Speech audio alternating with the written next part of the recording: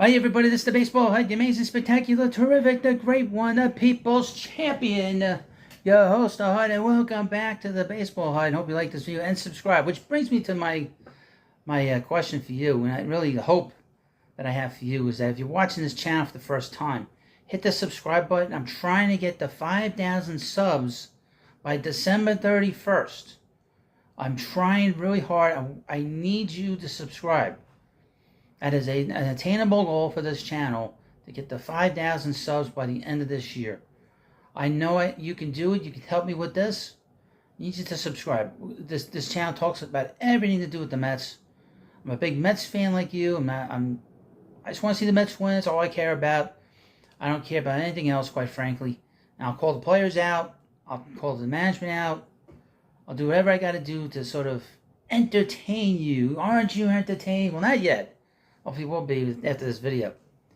We're going to talk about some rumors here. We've got some rumors. A bunch of rumors. And some suggestions. This is from Rising Apple. Mets Insider pitches a pair of veteran opt-out candidates for the Mets to consider signing this offseason. Which veteran with an opt-out in his contract is a better fit for the Mets? Okay, let's get into this. Joel Sherman left no stone unturned in his latest piece for the New York Post, where he looked at what the New York Mets roster could look like in 2024. His focus went beyond just the question the Mets have to answer internally with the players they currently have. He took a look at how they can... That's the one thing about Joel Sherman. He's all over the place. He'll write something, he'll write an article, and he will suggest every player that he can think of and just throw it in an article. And it doesn't matter which team it is. Usually with the Mets, he does this stuff. And the Yankees, too. He'll just throw names out there without any kind of wherewithal, any kind of thought going behind it. And I'm not joking. Now, as you know, the Mets are hiring David Stearns to be the new president of baseball operations. He's got a lot of decisions to make. I don't know if I would do some of the stuff that are in this particular article, which I read. This is just a summation. There was not a lot to take in with what Sherman wrote, and one of the most noteworthy topics was in regards to which bats they could bring in. Sherman pitched the idea of the Mets potentially looking at Justin Turner and Whit Merrifield this offseason. Both veterans have opt-outs in their contract after the season ends. How likely it is we see one or both land in Flushing? Well, I mean, the Mets are pretty stacked in the infield, but they could use a third baseman, quite frankly. I think we kind of know that. A lot of people... I had somebody write to me on Monday telling me that I was a goof. Because he said that I was a person that the Mets they don't have any problems with third base. It's the one place they don't have any problems. Okay, they have no third baseman. They have a guy that's a negative defensive player there, and a guy who hasn't hit in 2-3 years. They haven't had anybody there since David Wright. But I'm a goof. That guy kind of got a spur under my saddle. I'll tell you that. He got sent off to this phantom zone. By the way, because then, people write to me and they don't write back to me right away.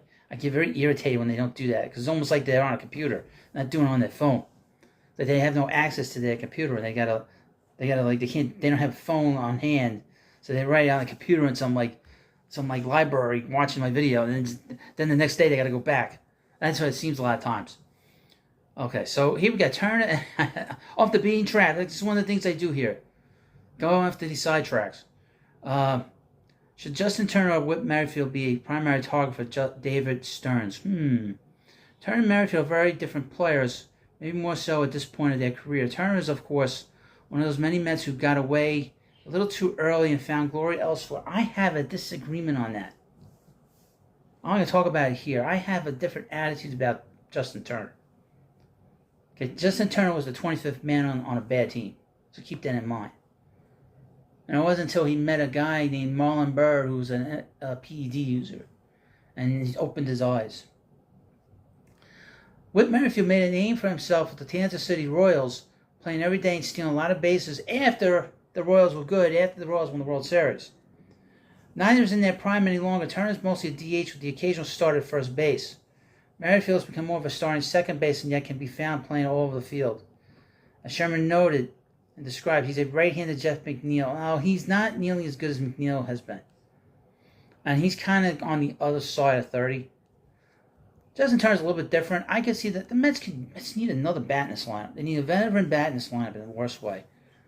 I'm not the biggest Justin Turner fan, but I would like to see them try to make a move. I'd be fine with him. I thought the Mets should have talked to him in the offseason. They didn't do that last offseason. Mets need another bat in the middle of this lineup that could give protection to Pete Alonso and give protection to Francisco Lindor. Somebody that will scare you late in the game. Because obviously we all know that stiff Daniel Vogelback is not going to cut it. I don't care what he's doing now. The team is way out of it. There's no pressure on him. We saw how he handled the pressure. He hit 150.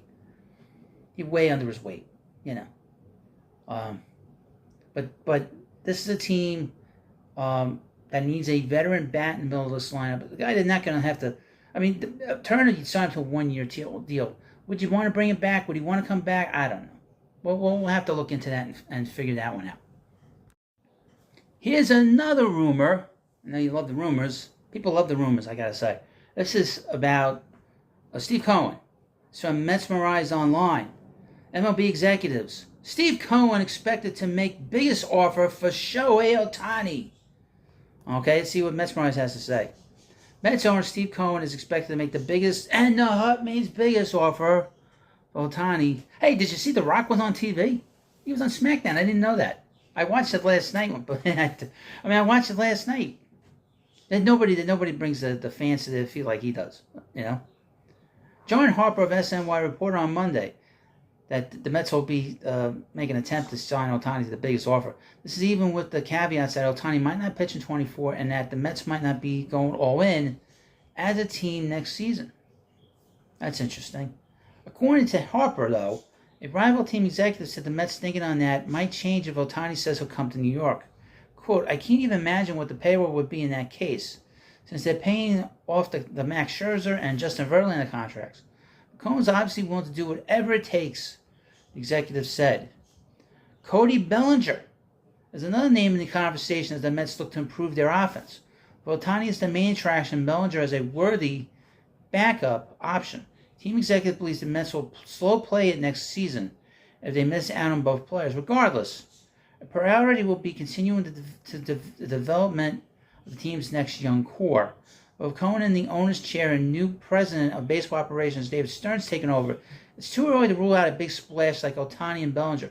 To me, Bellinger's a better fit because he's a guy you can bat in the middle of the lineup, and he's not going to cost nearly as much money, and he's an everyday player. Ohtani, you got to DH him, he's going to pitch. I think at this point, as great as he is, at this point for the Mets, it's just too big of a risk. It would be great to see him here.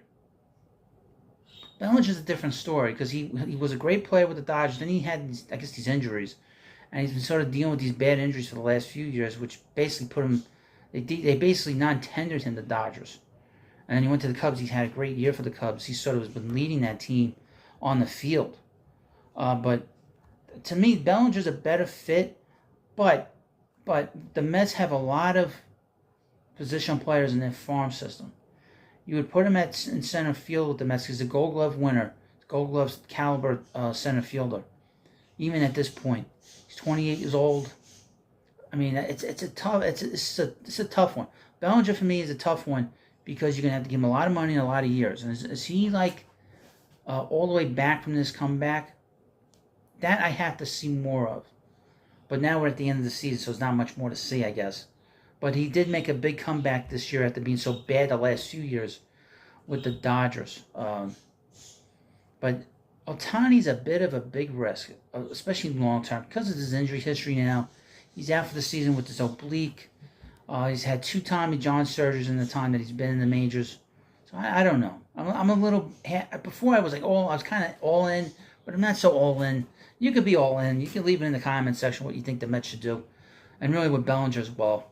I'm sort of half and half on Ohtani. I'm more willing to move on Bellinger. But keep in mind, the Mets have a lot of players that could be center fielders here. I don't know. You let me know what you think about that. And again, I need you to subscribe to this channel. So if you're watching this channel for the very first time, I need you to subscribe. Hit that subscribe button. Smash that thing. I want to get to 5,000 subs by the time we get to December 31st. It is an attainable goal for this channel. I know you can do it. Share the video. Send it to your friends. Put it on social media. Do whatever the hell you gotta do, but get this video out and get this channel out. I need you, and I thank you. Have a good day, and I'll see you later.